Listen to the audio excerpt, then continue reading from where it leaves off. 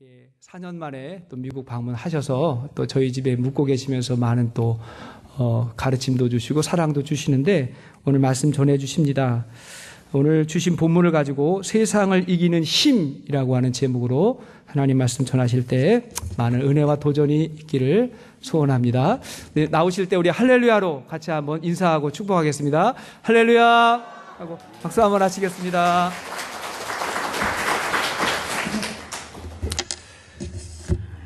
여러분을 뵌 지 4년 됐습니다. 제가 4년만큼 늙었습니다. 제가 늙었다 하는 것을 느끼는 때가 그렇게 제가 제 인생이 한 번 더 성숙하는 때였다고 생각이 돼요. 또 한 가지는 이제 언제가 죽을 날인가 또 죽음을 계수해 봅니다. 모세의 기도 가운데 시편 90편에 보면 나의 날 계수함을 알게 하시옵소서 그랬는데 그 말의 뜻이 뭔지 몰랐어요.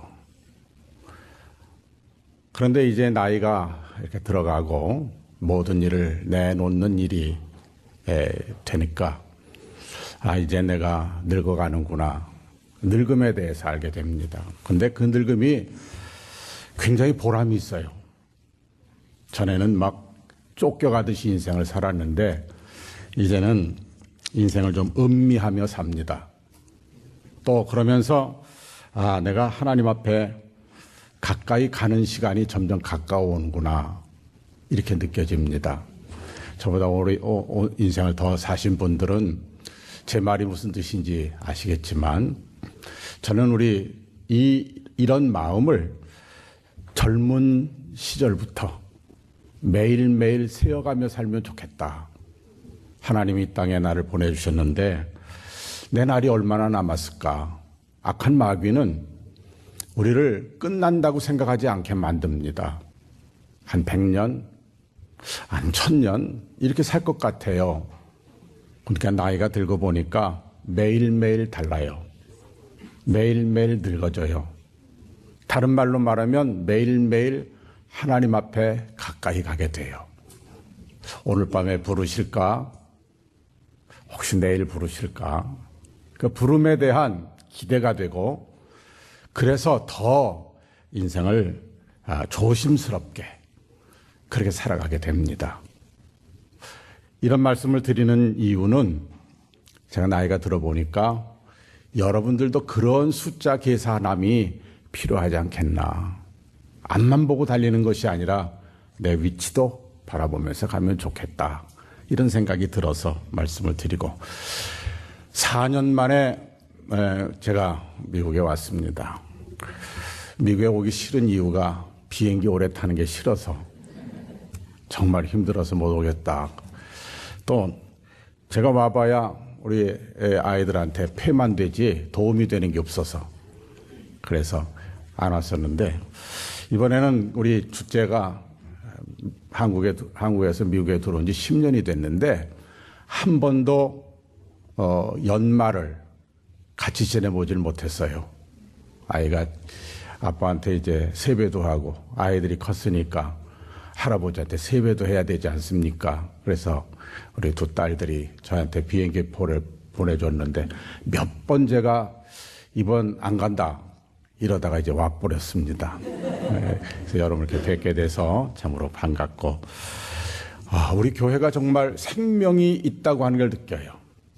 4년 전보다 와보니까 훨씬 더 영적인 성장이 있고 교회가 정말로 밝고 그리고 자라는 모습들을 이렇게 보게 되어서 정말 감사하고 이것은 제가 여러분들에게 입으로 바른 말을 하는 것이 아니라 여러분 모습에서 그런 게 발견되고 제가 오래 목회했습니다. 제가 48년을 목회했는데 그런 거 정도 모르겠어요. 그래서 제가 우리 갈릴리 선교교회가 이렇게 잘하는구나. 우리 사위한테도 제가 마음에 뿌듯합니다. 앞에서 칭찬하면 교만해질까 봐 그건 못했고 여러분에게 공적으로 이렇게 칭찬을 드립니다. 제가 오늘 이제 2017년을 보내고 2018년을 맞이합니다. 많은 성경학자들이 세계 역사를 2000년으로 봅니다. 구약의 4000년, 신약의 2000년. 그래서 세계 역사를 6000년으로 봅니다. 그리고 아브라함이 불림을 받을 때부터 이 땅이 끝날 때까지를 6000년으로 보는 거죠. 그러면 2000년이면 세계가 끝나야 되는데, 그런데 하나님이 덤으로 17년을 주셨는데 아직도 끝내지 아니하시고 18년 우리에게 주셨어요.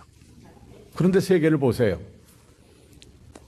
각종 전쟁의 소식들, 그리고 천재지변들, 가뭄, 홍수, 이 마태복음 24장에 나오는 마지막 때 현상들이 막 일어나요. 곳곳에 영적으로는 혼란해서 여기가 그리스도 있다, 저기가 그리스도 있다, 그런 야단 법석이 떨어져요. 이제 주님 오실 때가 아주 가까워진 것 같아요. 긴장하고 사시기를 바랍니다. 오늘 밤에 오실지도 모릅니다. 이런 2017년과 18년의 아주 가장 중요한 시간에 제가 여러분들에게 말씀을 전하면서 내년 동안, 남은 인생 동안 여러분에게 세상을 이기는 힘이 뭘까? 오늘 여러분들 깨닫게 하고 그 힘을 드리기를 바라서 오늘 말씀을 전하려고 합니다.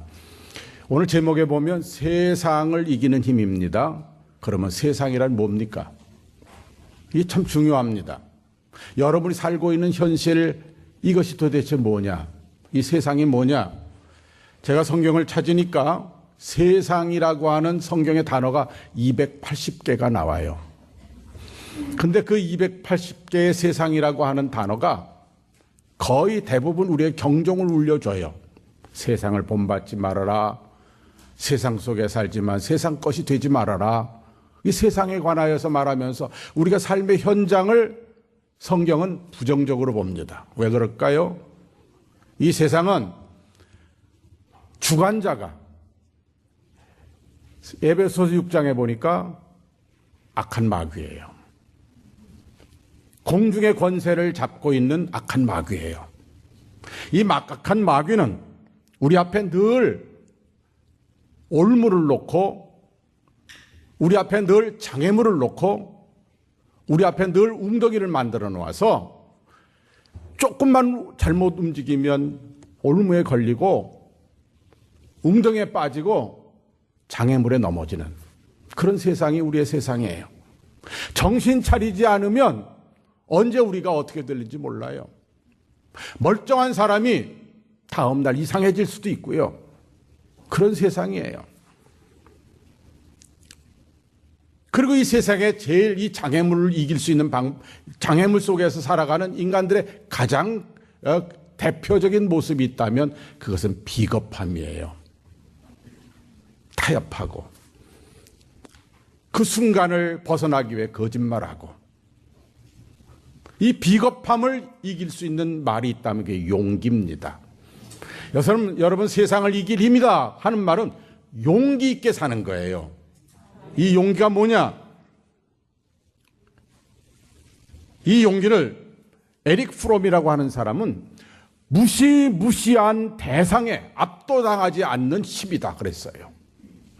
여러분, 이 세상의 마귀는 무시무시한 힘이에요. 어떤 때는 웃고 그리고 아주 순하게 양떼처럼 오는가 하면 어떤 때는 엄청나게 무서운 존재로 오는 것이 약한 마귀지요. 그것을 이길 수 있는 건 뭐냐? 그건 용기밖에 없는 거예요. 비겁함은 하나님 앞에 심판받아요. 그러나 용기는 하나님 앞에 상급받는 일인 줄로 믿습니다. 여러분, 2018년 무시무시한 약한 마귀, 이제 마지막이 될수록 더 강하게 역사합니다. 이제 하나라도 지옥으로 끌고 가려고, 하나라도 망하게 하려고, 하나라도 자기 것 만들려고 악한 마귀는 지금 엄청난 노력을 해요. 우리가 너무 무방비하게 당해요. 그러기에 저는 여러분들에게 비겁의 반대말인 이 용기에 대해서 말씀을 드리려고 합니다. 오늘 본문을 보면 악한 마귀가 아주 승리한 때예요. 예수 그리스도 하나님이신 그분이 오셔서 복음을 증거하는데 유대인들이 그들을 잡아서 십자가에 매달아 버렸어요. 그분이 돌아가셨어요. 여러분, 죽음이라고 하는 끝이잖아요. 예수님이 죽었어. 그걸 끝난 줄 알았어요. 그리고 그들이 막 승승장구해서 춤을 추고 노래를 부르는 시대예요. 악한 마귀가 이기는 줄 알았어요. 오늘 보십시다. 예수님을 십자가에 못 박아서 죽였습니다. 그를 따르던 사람들이 다 도망갔습니다. 정말 비겁했지요. 12제자 다 도망갔습니다. 따라다니던 5,000명 다 도망갔습니다. 예수님께 병 고침 받고 심지어 죽었다 살아난 사람까지 다 도망갔습니다. 이제 남은 사람이 하나도 없습니다. 그때에 그 주변에는 살기등등한 유대인들이 있었어요. 대제사장들, 서기관들, 그런 아주 무시무시한 때입니다. 혹시 유대인들이 반동을 일으킬까봐, 반란을 일으킬까봐 로마 군사들은 계엄령을 선포한 것처럼 살기가 등등했습니다. 이런 때는 그때의 상황이 쥐도 조용히 해야 되고 새도 입을 닫아야 되는 아주 무시무시한 시대였어요. 한번 여러분 상상해 보세요. 지금 예수 그리스도가 돌아가셨습니다. 어떻게 예수님에 대해서 말합니까? 감히 예수라는 말 아무것도 할 수 없는 그런 상황이었어요. 그런데 여기 한 사람이 나타나요. 오늘 성경에 보니까 아리마대 요셉이라는 사람이에요. 이분은 성경에 한 번도 나타난 적이 없어요. 그런데 이분이 이때 나타났어요. 그리고 이분이 말하기를 당돌하게, 오늘 성경에는 당돌이란 말이 있어요. 용기는 당돌입니다. 어떻게 그 비겁의 대상자, 비겁의 대표자라고 말하는 빌라도에게 가는 거예요. 우리가 신앙 고백을 할 때도 바로 빌라도가 최고의 비겁한 사람이에요. 군중의 의견에 따라서, 그리고 자기의 이익 추구하면서 죽이지 않아야 될 사람, 죄가 없는 사람을 죽이는 비겁한 사람이었어요. 여러분, 이 세상에 제일 어려운 사람을 대할 때, 우리가 대할 때 제일 어려운 사람이 누구냐 하면 비겁한 사람이에요. 비겁한 사람은 잣대가 분명하지 않아요. 오늘은 이렇게 말하고 내일은 이렇게 말합니다. 내 앞에서는 이렇게 말하고 저 사람 앞에는 그렇게 말합니다. 이런 사람 비겁한 사람이에요. 그 비겁한 사람 앞에 이 아리마대 요셉이라는 사람이 나타나는 거예요. 그리고 예수라는 말을 할 수 없는 그런 상황인데 그 시체를 달라는 거예요. 만약에 아리마대 요셉이 없었다면 아마 예수님의 시체는 그 십자가에 달려서 독수리에게 파먹이고 짐승지에 파먹일 수밖에 없는 그런 운명인데 아리마대 요셉이라는 사람이 나타난 거예요. 이 아리마대 요셉은 마태, 마가, 누가, 요한 사복음서에 다 이름이 나와요. 여러분, 이 사복음서는 다 나오는 사람이라고 하면 성경에 굉장히 중요한 인물로 기록된 사람이에요. 이 아리마대 요셉은 나와서 빌라도에게 예수님의 시체를 요구해요. 아마 빌라도는 간담이 선을 했을 거예요. 감히 예수 그리스도의 시체를 요구하다니 얼마나 깜짝 놀랐겠어요. 그래서 자기의 수하를 불러서 정말 죽었는지 확인해라. 그리고 그분에게 예수님의 시체를 줬고, 그분은 예수님의 시체를 가져다가 세마포에 잘 싸서 자기가 장사 지내고자 하는 그 무덤에다가 예수님을 장사를 지내요. 예수님의 마지막을 아름답게 보낸 사람이에요. 여러분, 이 세상에 가장 아름다운 순간은 돌아가신 분들을 잘 모시는 거예요. 그래서 우리가 어떻게 그분의 마지막을 잘 보낼 수 있느냐, 자식들이 아버지의 어머니의 임종을 못 보면 일생 동안 그가 살아있는 동안 마음에 한이 되는 것처럼 죽음이라는 게 중요하지요. 예수님이 그렇게 돌아가셨는데 바로 이 아리마대 요셉이라는 사람이 당당하게 비겁자 빌라도에게 가서 예수님의 시신을 가져다가 장사 지내요. 얼마나 아름다운 일인지 몰라요. 저는 이제 이 말씀을 통해서 세상을 이기는 사람 어떤 사람이 되었으면 좋겠느냐. 아리마대 요셉과 같은 사람이 되기를 바라요. 우리 갈릴리 선교교회에는 아리마대 요셉과 같은 성도가 되어지기를 주의 이름으로 축원합니다. 여러분, 우리가 좋을 때, 즐거울 때, 복 받을 때, 그때 같이 있는 것은 그렇게 중요한 일이 아니에요. 정말 어려울 때, 절망일 때, 그때 그분을 찾아가는 게 진짜 친구고, 그때 그분을 가서 위로하는 것이 정말 아름다운 그런 분이 되는 거죠. 예수 그리스도가 십자가에 달려 가셨을 때 베드로도 도망갔잖아요. 베드로는 공회에 잡혀가는 순간부터 이미 배반자가 된 거예요. 제자들 다 도망갔어요. 그 옆에 나타나는 사람이 없었어요. 여자들 몇 명, 어머니와 다른 마리아, 이런 사람 몇 명만 있었어요. 그럼 아리마대 요셉은 어떤 사람인데 이런 일을 했느냐 하는 거예요. 아리마대 요셉은요, 가만히 있으면 편한 사람이에요. 그는 오늘 본문에 보니까 아리마대 요셉은 부자입니다. 공회의원입니다. 권세 있는 사람입니다. 돈이 있는 사람입니다. 그렇게 빌라도에게 당당하게 가지 않아도 그는 세상에서 멋지게 살다 가는 사람이에요. 아마 여러분 가운데 지금 있는 환경을 그냥 가지고 가도 세상엔 잘 사실 수 있을 거예요. 그러나 여러분, 중요한 것은 예수 그리스도에 관하여서 가장 어려울 때 그분에게 나타나 그분에게 도움을 줄 수 있는 사람, 이 사람이 성경에 기록될 수 있는, 하나님 나라의 생명체에 기록될 수 있는 그런 사람이 되어질 줄 믿습니다. 오늘 성경은 그렇게 말해요. 공회의원이었다. 이 말은요, 이스라엘은 70명의 공회의원이 있어요. 이 사람들이 나라의 모든 일을 다 결정해요. 심지어 예수 그리스도의 죽임까지 그들이 결정했어요. 그런데 이분이 그런 사람이었어요.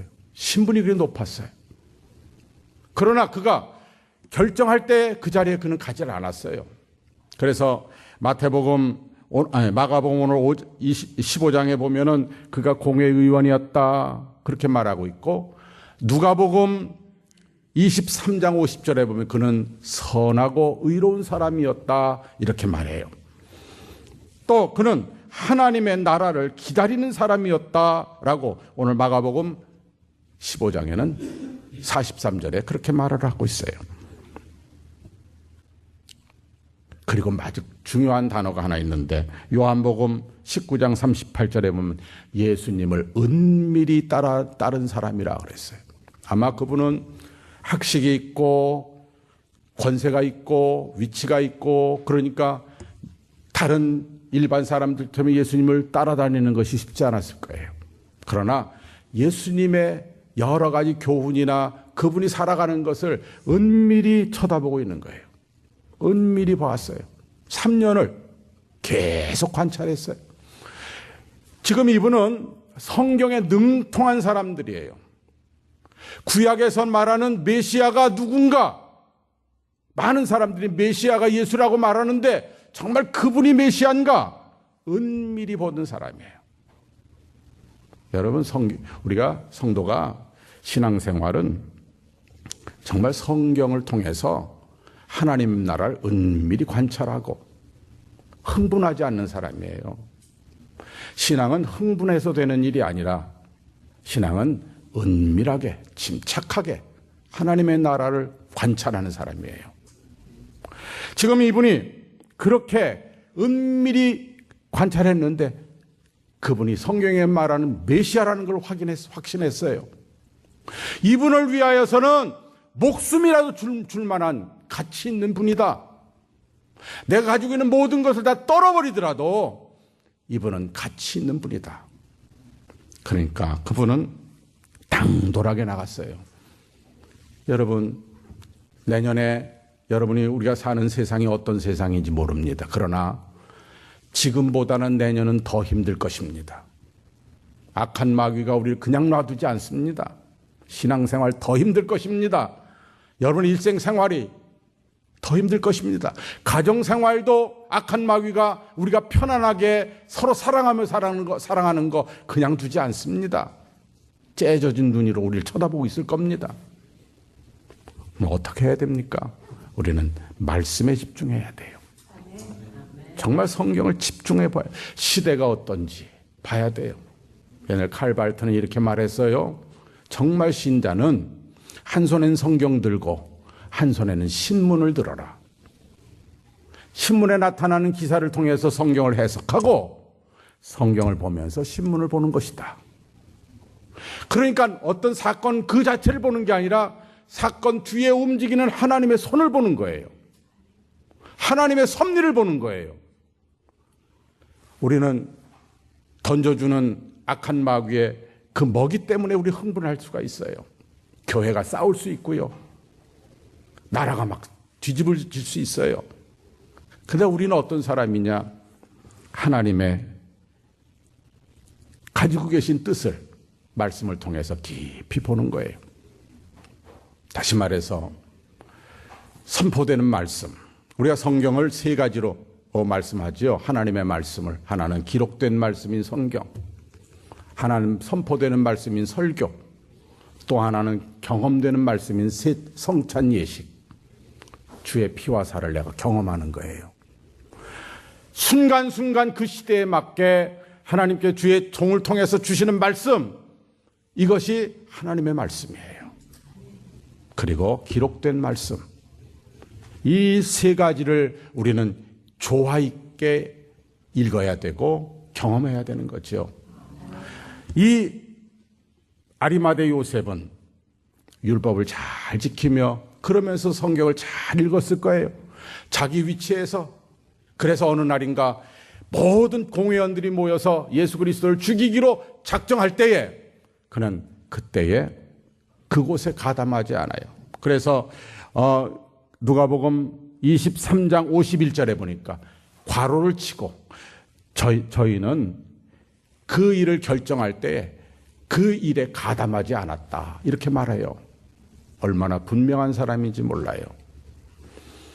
저는 여러분들이 오늘 이 아리마대 요셉처럼 그분을 본받아서 여러분들이 이런 여러분의 위치에서 그냥 우리가 가지고 있는 우리의 기도의 제목이 높아지고 많아지고 오래 살고 커지고 이런 것에서 여러분에게 주신 지금의 하나님의 축복을 감사함으로 알고 그곳에서 언제든지 당돌하게 주의 복음을 증거할 줄 아는, 주님의 영광을 드러낼 줄 아는 그런 여러분이 되시기를 주의 이름으로 축원합니다. 이런 용기의 사람은 어떤 사람이냐 하면 부끄러움을 알고 부끄러워할 것과 안 할 것을 아는 사람이에요. 지금 이 용기의 사람인 아리마대 요셉은 그는 먼저 부끄러워하지 않는 용기가 있었는데 그것은 하나님에 대하여, 예수 그리스도에 대하여 부끄러움이 없는 사람이었어요. 은밀히 관찰을 했고 그분이 이분이다라고 하는, 메시아라고 하는 확신 들었을 때 그는 그분의 이름을 부끄러워하지 않았어요. 지금 상황이 어떻습니까? 그 상황에 가서 예수님의 시체를 달라고 할 만큼 예수님의 이름을 부끄러워하지 않았던 사람이에요. 하나님의 이름을 부끄러워하지 않은 사람이었어요. 제자도 도망했습니다. 따라다니는 모든 사람이 다 도망했습니다. 아무도 그의 시신을 옮길 만한 용기가 없었던 상황입니다. 그런데 그는 그 십자가 사건이, 거기 달리신 예수 그리스도가 우리의 죄를 위하여 오신 분, 그 그분이 우리의 죄를 용서하실 분, 그분이 우리의 메시아이신 것을 확신하고 명백한 믿음을 가졌기 때문에 그를 부끄러워하지 않았어요. 여러분 혹시 많은 사람 앞에서 예수님 말하기 어려운 사람이 있으신가요? 아주 복잡한 친구 앞에 가서 밥 먹을 때 기도하기 어려우신 분이 있나요? 그런 분들도 있어요. 아이, 목사님 속으로 하면 되지요. 속으로 하면 안 돼요. 예수님 부끄러우면 안 돼요. 내가 그리스도인 거 왜 부끄럽습니까? 바로 이 요셉은 이 절대절명의 순간, 아마 빌라도가 그때 다른 마음을 먹었다면 죽을 수도 있는 상황이에요. 그래도 예수님의 이름을 부끄러워하지 않았어요. 저는 여러분들이 이제 2018년 어느 곳에 가든지 주님의 십자가를 부끄러워하지 않으시길 바랍니다. 주님의 이름을 부끄러워하지 않으시길 바랍니다. 그러나 성경은 이렇게 말해요. 마가복음 8장 38절에 보면 누구든지 음란하고 죄 많은 세대에서 내 말을 부끄러워하지 아니하면 나도 천사와 더불어 그의 이름 부르기를 부끄러워하지 않으리라. 여러분, 하나님이 우리를 부끄러워하시면 되시겠어요? 요셉처럼 당당하고 당돌하게 주의 이름을, 주의 십자가를 붙들고 자신 있게 나아가는 그런 여러분이 될 때 세상을 이깁니다. 마귀가 떨고 도망갑니다. 비겁한 사람이 우리 주위에서 떠나가게 되는 겁니다. 비겁한 사람은 제일 무서운 사람이 그렇게 자신 있는 사람이에요. 당돌한 사람이에요. 그 사람들은 우리 앞에 와서 아무 일도 못해. 악한 마귀가 그래요. 또 한 가지, 이 현실 문제 때문에 자기가 해야 될 일을 못하는 일이 없는 사람이에요. 여러분, 이 요셉은요, 정치가입니다. 그분은 대중의 인기를 먹고 사는 사람이에요. 그분은 여러 인연들을 중요시 여기는 사람이에요. 세상의 것을 중요하게 여기는 사람이에요. 그래야 자기가 먹고 삽니다. 그래야 영예를 지키고 권력을 누릴 수 있는 사람이에요. 그럼에도 불구하고 현실의 문제를 개의치 않고 주의 이름으로 용기 있는 사람이었어요. 그럼 혹시 여러분들 가운데 직장에 나가서 예수 믿는 게 발견되면 불이익을 받을지도 모른다, 이런 생각하시는 분 없나요? 뭐 그런 예화가 있잖아요. 어떤 학생이 같이 기숙사에서 공부를 하는데 한 친구가 나가서 부흥회에 가서 은혜를 받았어요. 구원받았어요. 구원받고 돌아와가지고, 야, 내가 오늘 구원받, 너도 예수 믿어라. 그러니까 나 예수 믿은 지 오래됐어. 아구통을 한 대 쳤대잖아요. 나쁜 놈이라고 말이야. 부끄러워하는 사람이 그 현실 속에 매몰되어서 그렇게 되면 안 되지요. 또 하나는 예수님께 대한 관심과 애정을 뜨겁게 드러낼 줄 알아야 돼요. 사랑이라는 건 동사예요. 마음속에 사랑한다고만 하면 되겠어요? 나는 예수님 사랑합니다. 사랑하지요. 그건 사랑 아니에요. 사랑은 헌신과 뜨거운 마음으로 애정을 드러내는 거예요. 주님을 위하여서 내가 뭘 해야 될까? 드러내는 거예요. 이분은 빌라도에 가서 예수님 십체 받았지요. 자기가 가장 중요하게 죽으면 들어갈 미리 파놓은 무덤 속에 예수님을 모셨어요. 그리고 중요한 것은 구약에 내려오던 예언을 그는 거기에서 이루었어요. 이사야서 53장 9절에 보니까 예수님이 부자와 함께 묘소를 차렸다 그랬어요. 성경을 이룬 사람이에요. 얼마나 멋진지요. 현실에서 예수님을 사랑하지만 그것을 뜨겁게 드러내서 동사로 행동에 옮기는 거예요. 이것이 바로 용기입니다. 이것이 바로 세상을 이기는 것인 줄로 믿습니다. 그 다음에 더 하나는 그는 관습, 내려오는 여러 일들에 대하여서 거절했어요. 다시 말해서 지금 안식일 바로 전날이에요. 이날 시체를 만지면 율법상 안식일을 지킬 수가 없어요. 유월절을 지킬 수가 없어요. 그 큰 명절을 지킬 수가 없어요. 그게 성경의 율법이에요. 율법을 못 지킨다. 이거는 그 민족 가운데 떨어져 나가는 거예요. 자기 가문에서 버림당하는 거예요. 이거는 그 사람이 가지고 있는 모든 삶에 모든 것을 포기하는 거예요. 아마 여러분 예수 믿으면 집안에서 쫓아낸다는 말 들은 분들도 있을지도 몰라요. 아리마대 요셉은 그런 사람이었어요. 이게 용기예요. 근데 이분이 그런 용기를 가지고 있는 이 근거가 뭡니까? 두 가지로 생각할 수 있어요. 하나는 비전이 분명한 사람이에요. 비전. 여러분, 우리들이 살고 있는 시대는 용기가 없는 시대예요. 다 비겁해졌어요. 사실 지내놓고 보니까 나도 너무 비겁하게 살았어요. 진실을 바탕으로 그 시대 속에 양심의 불을 밝히고 정의의 소리를 내세우고 자신의 길에 어떠한 영향이 있더라도 흔들리지 않는 그런 사람이 되어야 된다고 입으로는 하면서도 매일 갈대처럼 흔들렸던 사람들이지요. 여러분 여기 앉아있는 이 모습대로 주님 오시면 천국 못 갈 사람이 어디 있겠어요? 사실은 여러분의 신앙은 교회 밖에서예요. 교회 밖에서 여러분의 모습이 신앙의 모습이에요. 지난 일주일 어떻게 사셨어요?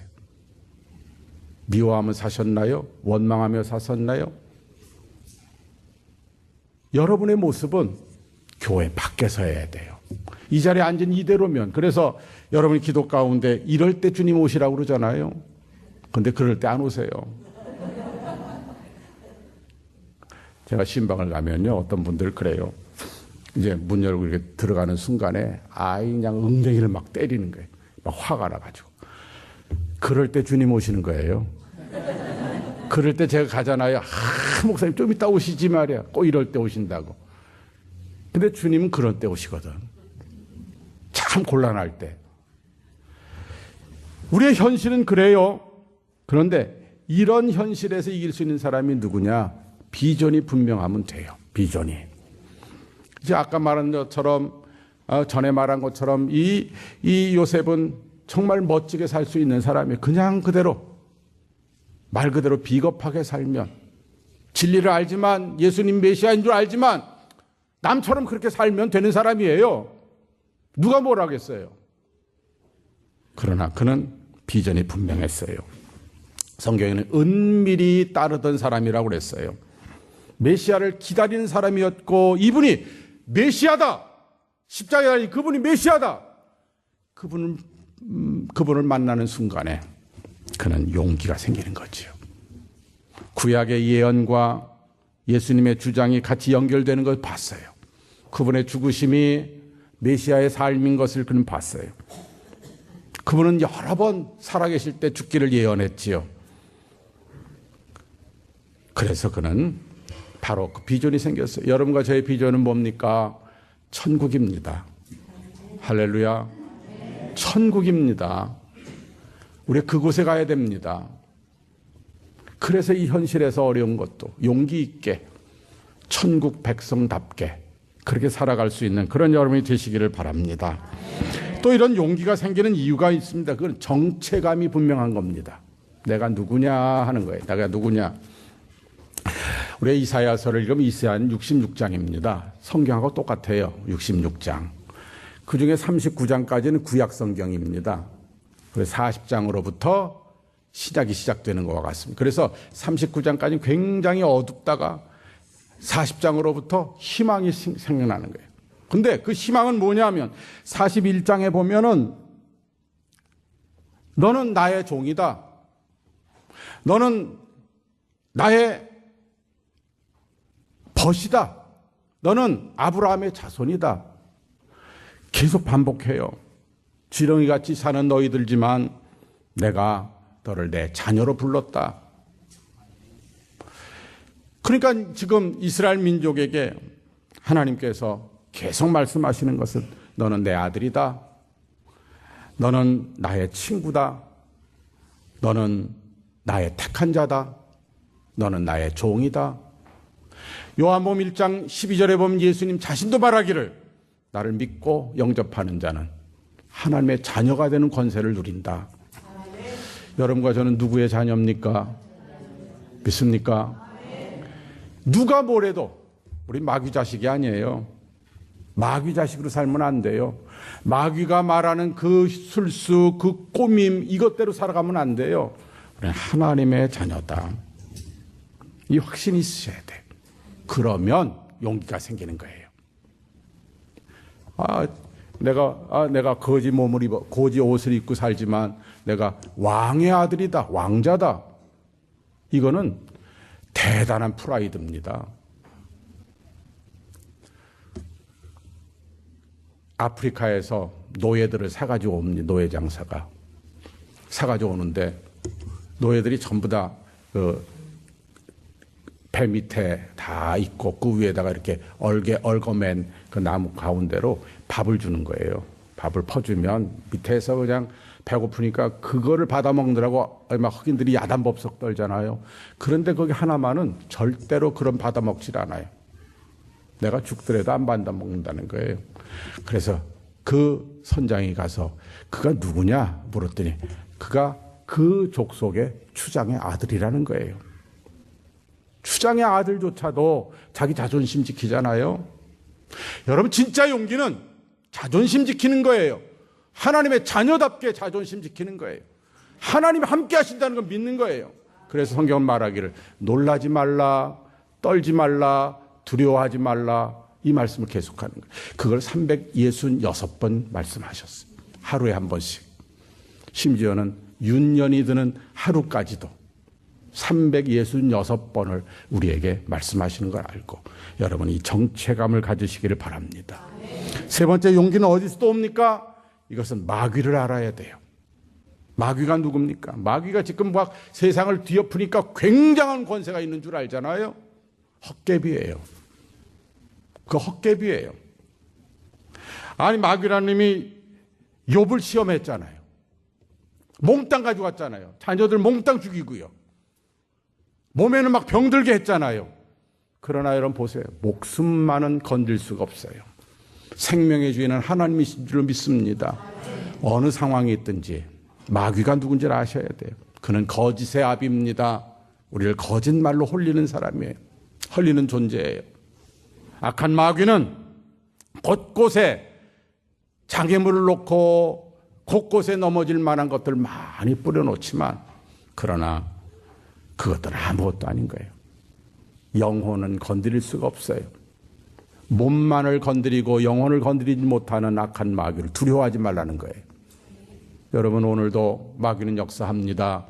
그러나 예수 이름을 가지고 있는 우리들은 그들이 누군지를 알아야 돼요. 그 아무것도 아닌 것을 아셔야 돼요. 두려운 것처럼 막 우리에게 협박을 하지만 그건 거짓이에요.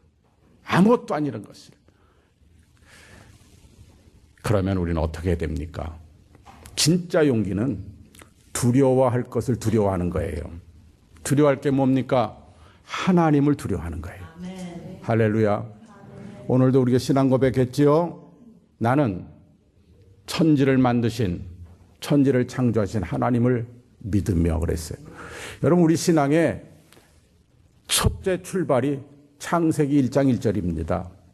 태초에 하나님이 천지를 창조하시니라. 믿습니까? 그러면 여러분들 만드셨지요. 이 세상 모든 만물이 하나님의 만드신 작품이에요. 그리고 하나님 그 만물을 섭리하세요. 그래서 인류의 역사를 주관하세요. 막 역사가 사람들 국회에서 별짓 거짓말해가지고 되는 것 같죠? 그러나 하나님이 역사를 만드세요. 할렐루야. 지금 우리나라 복잡합니다. 막 속에서 욕나서 죽겠어요. 그러나 한쪽으로 기도하면서는 하나님이 하시리라. 하나님이 기도하는 백성들에게 하나님이 하시리라. 이런 믿음이 있어요. 마귀 두려울 것 아니고 하나님 두려워하시기를 주의 이름으로 축원합니다. 두 번째는 사람을 두려워하셔야 돼요. 사람을 두려워할 줄 알아야 돼요. 사람은 하나님이 만드는 하나님의 작품이에요. 심지어 장애인도, 심지어는 아무 힘없는 거지라 할지라도 하나님의 작품이에요. 무시하면 안 돼요. 베드로가 어떤 사람이었습니까? 베드로는 정말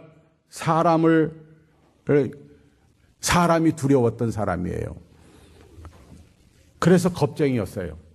근데 그가 사람을 두려워하는 방법을 우리에게 제시를 해요. 여러분, 사람을 두려워하려면 어떤 일이 일어나야 되느냐? 첫 번째, 사람 앞에 예의가 바르셔야 돼요. 예의 바르게 대하셔야 돼요. 직무와 권위로 적당히 사람을 대하는 것이 아니라 하나님의 나라에 대한 인내와 하나님의 자녀에 대한 자존감이 건방지게 되지 않도록 사람을 예의 바르게 대하셔야 돼요. 무시하고 그리고 멸시하고 그렇게 하면 안 된다는 거죠. 야고보서에 보면 성전에서까지도 옷 잘 입고 오는 사람은 여기 앉아라 저기 앉아라 하고 그냥 거지같이 오는 사람 네 마음대로 해라 그렇게 말했는데 이것은 마땅하지 않다고 그러시잖아요. 사람이에요. 하나님의 작품이에요. 이 땅에 하나님 만드신 작품이에요. 여러분, 이 세상에는요, 제가 미국에 들어올 때 늘 심각하게 생각하는 것은 5손가락, 10손가락 전부 다 이렇게 지문 찍잖아요. 그런 얼굴 찍어요. 근데 이 지문을, 이게 무슨 의미가 있겠어요? 지문 찍는 게. 이 세상에 태어난 모든 사람은 지문이 똑같은 사람이 없다는 거예요. 하나님의 작품이니까 하나님이 이 땅에 보낼 때 사인하신 거예요. 너는 내 거다. 여러분, 지금까지 태어난 그 수백억 사람, 앞으로 태어날 수백억 사람, 이 땅에 살고 있는 70억 사람, 그 사람이 나와 똑같은 사람이 없는 거예요. 인간은 그렇습니다. 거저 이 땅에 온 사람이 없어요. 그러니까 여러분들, 사람 앞에 인내를 갖는 것이 사람을 두려워하는 거예요. 예의 바르게 하세요. 두 번째로는 사람 앞에 신중하셔야 돼요. 그리스도인의 용기 있는 특징은 신중함이에요. 경거만동하지 않아요. 현실이 오도대로 하지 않고 아주 조용하고 신중하게 그분에 대해 대하는 거예요. 많이 생각하고. 또 사람을 두려워하는 방법은 솔직하는 거예요. 사람은요, 단순할수록 힘이 세요. 어린아이가 가장 강한 거예요. 애들은 예스와 노가 분명해요. 근데 우리가 나이가 들면 들수록 예스와 노가 분명하지 않잖아요. 이렇게 해서 나한테 무슨 이익이 올까? 이럴 때 예스 하면 될까 말까? 이러면 안 된다는 거죠. 사람은 솔직해야 돼. 하나님은 솔직한 걸 원해요. 주님은 말씀하시잖아요. 예 아니면 노를 분명히 해라. 예스 아니면 노를 분명히 해라. 그것이 솔직함이 거짓이 아닌 거예요. 사람에게 두려워하는 마음을 갖는 거예요. 또 하나는 성실해야 돼요. 사람을 두려워하는 사람은 성실해져야 돼요. 성실이라는 것은 내가 한 말을 열매를 맺는 거예요. 성실의 성자는 말씀 언변에 이룰 성자 아니에요. 말씀을 이루면서 사는 사람이에요. 그것을 열매로 맺히는 사람이에요. 여러분, 그렇게 해서 어린 아이한테도 거짓말 하시면 안 돼요. 어딜 가면서 갔다 와서 뭐 사주마 했는데 거짓말 하잖아요. 그 엄마 거짓말쟁이니까 아이도 거짓말쟁이 되는 거예요. 정직하게 하셔야 돼요. 제 마지막 말씀을 맺으려고 합니다. 이런 용기를 가지고 세상을 이기는 힘을 가진 사람은 어떤 사람이 됩니까? 이 사람은 세상 속에 살지만 세상의 것이 안 되는 거예요. 세상을 이기는 사람이 되는 거예요. 환경을 이기는 사람이 되는 거예요. 이런 사람은 환경을 새롭게 만들 수 있어요. 그리고 모든 사람이 그 사람을 보면서 등대와 같이 볼 수 있는 거예요. 아, 저 사람처럼 살면 어떤 길을 갈 수 있다. 이걸 느끼게 만드는 거예요. 그리고 그 용기를 통해서 우리는 반드시 예수 그리스도의 이름이 높여지고 하나님께 영광이 돌려지게 되기 위하여 여러분의 용기가 필요하다는 것을 분명히 믿으시길 바랍니다. 나폴레옹은 이런 말을 했어요. 용기 있는 사람은 적이라 할지라도 그 사람을 존경한다. 여러분이 말이에요. 아마 지금 우리가 천국에 가서 마귀에게 묻는다면, 마귀야, 너 아리마대 요셉을 어떻게 생각하니? 그러면 이렇게 대답할 것 같아요. 사람들 중에 제일 존경한다 그럴 거예요. 아, 내 앞에서 내가 예수 그리스도를 십자가에 못 박고 내가 이긴 줄 알았는데 나를 그렇게 묵사발 만든 놈 그거 아니야. 그러지 않고요. 내가 너를 존경한다. 우리 주변에서 그래 용기 있는 사람, 다시 말해서 하나님 앞에 정직하고 사람 앞에 정직하고 그리고 자기가 할 일에 대하여 가지고 있을 일들을 할 수 있는 사람, 세상 사람이 존경하게 됩니다. 여러분이 있는 사회에서, 여러분이 가지고 있는 여러분의 가정에서 여러분 용기 있는 사람 되시기 바랍니다. 용기는 두드려 부시는 것이 아니에요. 용기는 만용이 아니에요. 용기는 그것을 통해서 진리를 알게 하시고 그걸 통해 예수님 알게 하시고 그 사람 예수 믿으니까 그래. 그래서 하나님께 영광 돌리고 그리고 하나님 앞에 돌아오는 역사가 일어나기를 바라고 이것이 전도하는 원칙이 됩니다. 아무쪼록 우리 갈릴리 선교교회 여러분들 모두가 용기 있는 아리마대 요셉과 같은 사람이 되시기를 주의 이름으로 축원합니다. 기도하시겠습니다.